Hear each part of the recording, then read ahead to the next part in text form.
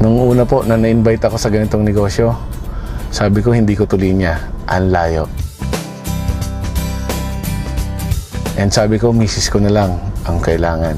And nagustuhan ng misis ko, sabi ko, sige, tuloy mo na lang, susunduin na lang kita. Ang ginagawa ko, hinahatid sundo ko siya sa mga seminars, sa mga trainings. Kaso lang, kakasundo ko, kakapakinig ko ng mga seminar at orientation.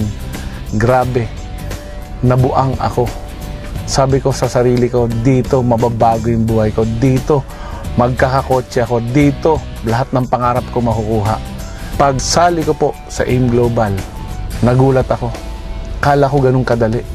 Kala ko ganun kasimple. Kala ko lahat ng ibitahin ko sasali. And napakaswerte ko po. Ang dami kong kaibigang inimbita. Walang sumali. Sabi sa akin, ikaw na lang mauna. Sabi nung upline ko, karma-karma lang yan. Kasi ang tagal ko rin bago sumali. Grabe po.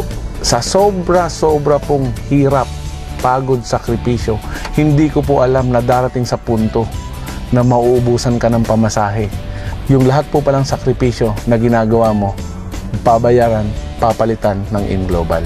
After 1 year na paghihirap, pagpapagod, nabigyan po ako ng bagong-bagong Honda Civic kulay black.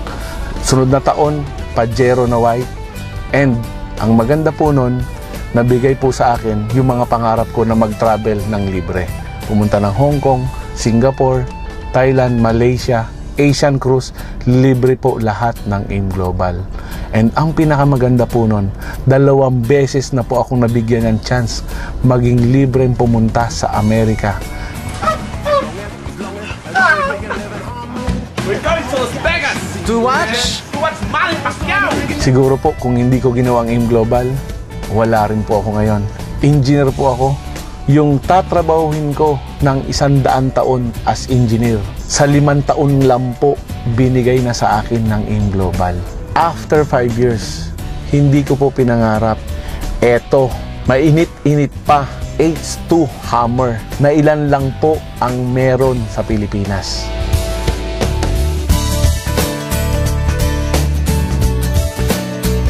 Global, number 1.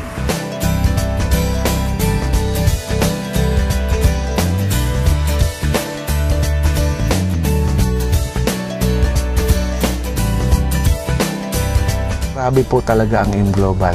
Sobrang blessing po ang ibinibigay. Sa AIM Global po, lahat posible.